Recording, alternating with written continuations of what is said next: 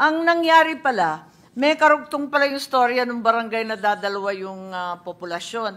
At ang nangyari, nagkaroon ng panukala, bumoto sila, natalo sa boto sa merger. Kinakailangan magbotohan tungkol sa merger ng karatig na barangay. Hindi natuloy dahil natalo sa boto. Kaya hanggang ngayon, nakatayo siya na dadalawa lang ang tao. Well, may I know the name of the barangay with 2 persons, Mr. 76, no? It's Barangay 76 in Caloocan. We will attempt to get further updates, but in truth, that's all we have in the records now. And there is a barangay captain and the other one is a kagawad, I assume. Malamang. Or maybe a barangay treasurer. And does it mean that that barangay is able to receive their IRA, the Internal Revenue Allotment?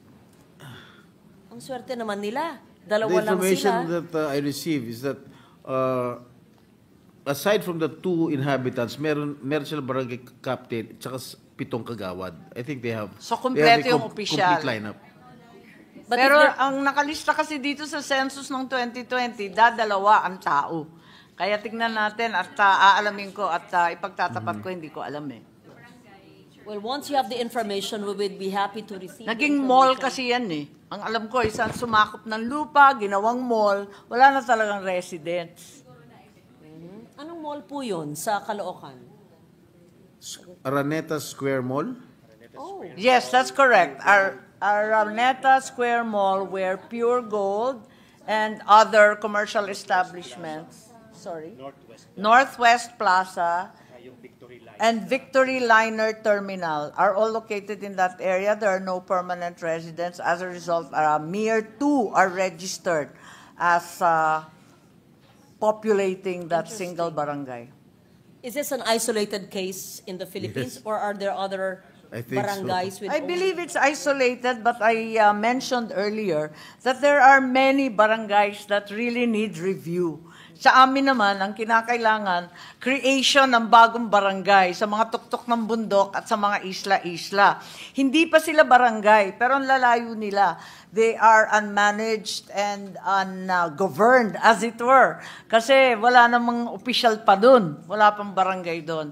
So that is a real problem. Thank you for that. We would be happy to invite the barangay captain of the smallest barangay in the Philippines. Barangay captain has been barangay captain since 1988. And is running unopposed. Nakalimutan na siguro yung barangay na yan, katulad nung iba. Ano po, syempre, wala naman lalaban na. Okay, last. Mr. President, I said it's my last question. I'd just like to put this on record. But we know, as the good sponsor would know, that per the local government code, the Sangguniang Barangay should be composed of the Purong Barangay as presiding officer and 7 regular Sanggunian members. What does it mean then if there are only 2 inhabitants and therefore only 2 officials of the barangay? Are they in violation of the local government code? And what do we do about them? Kung dalawa lang sila, wala man lang SK. Wala tayong magagawa kung walang tumakbo. Pareho ng mga SK yan. 4,000 barangay. Ang talagang walang SK. At napakaraming lugar kung saan yung SK ay kulang-kulang. Wala talaga yung 7 pagkat magkakamag-anak sila. Madalas yan nangyayari sa SK kasi may anti-dynasty provision ng SK. Kung maliit lang yung barangay, talaga naman magkakamag-anak halos lahat. So walang mahanap na lalaban o tatakbo na hindi ka mag-anak. Yun ang problema sa maliliit na barangay sa probinsya. Marami kaming barangay na kulang-kulang talaga yung SK.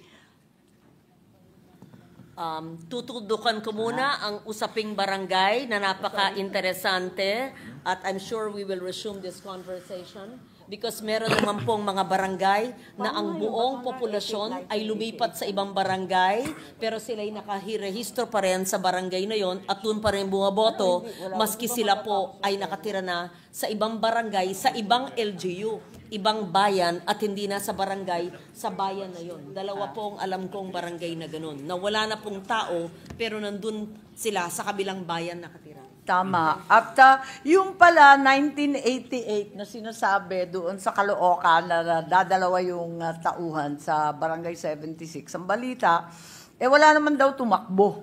So, wala naman lumaban. So, eto na yung pinakamahabang holdover sa balat ng lupa. So, ibig sabihin, pagkatapos ng expiration ng term niya, tumakbo pa rin siya?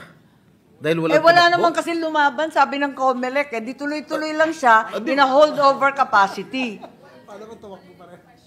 Walang nag-question ng kanyang pagtakbo? Hindi siya tumakbo. Pero hindi naman siya maaring magbitaw kasi wala naman papasok na bago. Kaya nakakatuwa nga yung sitwasyon eh.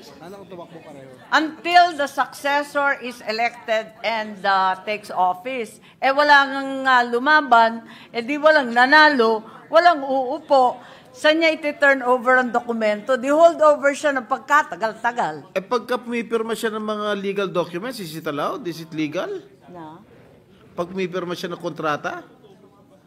Holdover capacity naman, you have the full powers and functions of the official legitimately elected. Tuloy-tuloy lang.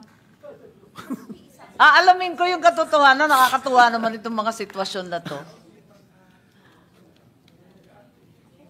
Majority leader. Naguguluhan ako rin sa dadalawa lang inhabitants eh.